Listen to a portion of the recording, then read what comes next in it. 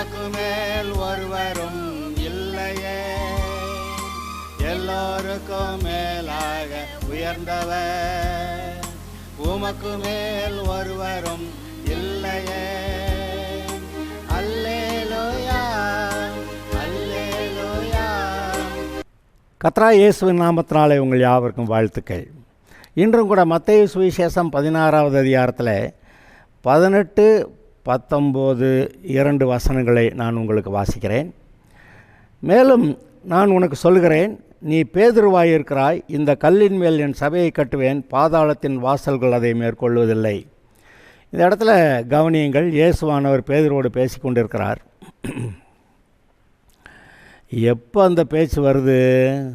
இயேசுவானவர் சீஷர்களை பார்த்து, ஆமாம், மக்கள் என்னை பற்றி என்ன சொல்கிறாங்க அப்படி கேட்டுட்டு, நீங்கள் என்னை பற்றி என்ன சொல்கிறீங்க அப்படி கேட்கும்போது, நீர் ஜீவனுள்ள தேவனுடைய குமாரனாகிய கிறிஸ்துன்னு பேதுரு பதில் சொல்லிட்டான்.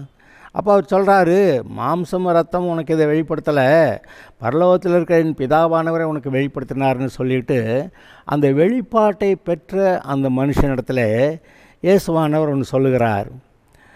இதோ நீ பேதுருவாயிருக்கிறாய், இந்த கல்லின் மேல் என் சபையை கட்டுவேன், பாதாளத்தின் வாசல்கள் அதை மேற்கொள்வதில்லை. இந்த கல்லின் மேல்ங்கிறப்ப பேதுருவுக்கு ஒரு வெளிச்சம் கிடச்சதே, ஒரு வெளிப்பாடு கிடச்சதே, அவன்கிட்ட பேசுகிறாரு. இந்த கல்லின் மேல் இயேசுவானவர் தன்னை பற்றி சொல்கிறார். இந்த கல்லின் மேல், இந்த கன்மலையின் மேல் என் சபையை கட்டுவேன், பாதாளத்தின் வாசல்கள் அதை மேற்கொள்வதில்லை, பிசாசுடைய வல்லமைகள் சபையை மேற்கொள்வதில்லை.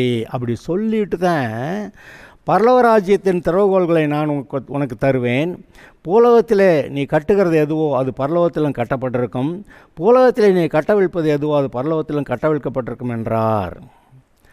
அதாவது தேவனுடைய ராஜ்யம் யாருக்குள்ளே வருது? தேவனுடைய ராஜ்யம் இயேசு ஆண்டவராக ஏற்றுக்கொண்டவர்களுக்குள்ளே வருது.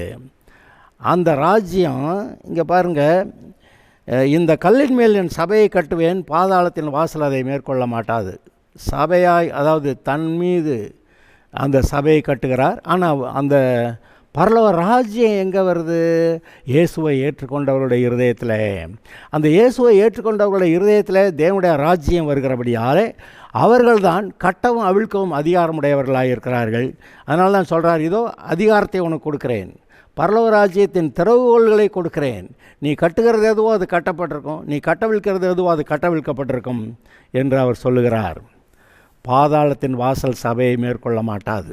பாதாளத்தின் வாசல் இந்த இயேசுவை ஆண்டவராக ஏற்றுக்கொண்டு ரட்சிக்கப்பட்டிருக்கிற தேவனுடைய ராஜ்யத்தை தங்களுக்குள்ளே பெற்றிருக்கிற இந்த சபையை மேற்கொள்ள மாட்டாது.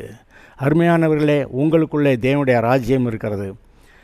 உங்களுக்கு தெரியும் நீங்கள் ரட்சிக்கப்பட்டிருக்கிறீர்கள் என்று, உங்களை கர்த்தர் நீதிமான் ஆக்கியிருக்கிறார் என்று, உங்களை பரிசுத்தமாக்கியிருக்கிறார் என்று, இயேசுவின் இரத்தத்தால் கழுவப்பட்டவர்கள் என்று.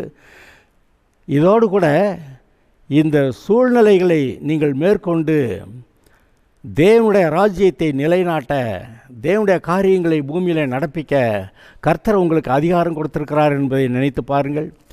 ஆதாம் பெற்றிருந்த அதே அதிகாரத்தை அவன் இழந்து போய்விட்டான். ஆனால் மறுபடியும் இயேசு வந்து அந்த அதிகாரத்தை பிசாசிடத்திலிருந்து பிடுங்கி சபைக்கு கொடுத்திருக்கிறார். நீங்கள் சபையின் அங்கமாக இருக்கிறீர்கள். ஆதலால் பாதாளம், பிசாசின் வல்லமை உங்களை மேற்கொள்ள மாட்டாது. திடன் கொள்ளுங்கள், எழும்பி பிரகாசியுங்கள், கர்த்தருடைய வார்த்தையின்படி வாழுங்கள், கர்த்தருடைய வசனத்தை பேசுங்கள். உங்கள் மூலமாய் பெரிய காரியங்கள் நடக்கும். அநேகர் ரட்சிக்கப்பட்டு தேவனுடைய ராஜ்யத்துக்குள்ளே வருகிறதை நீங்கள் பார்ப்பீர்கள். Okay, God bless you.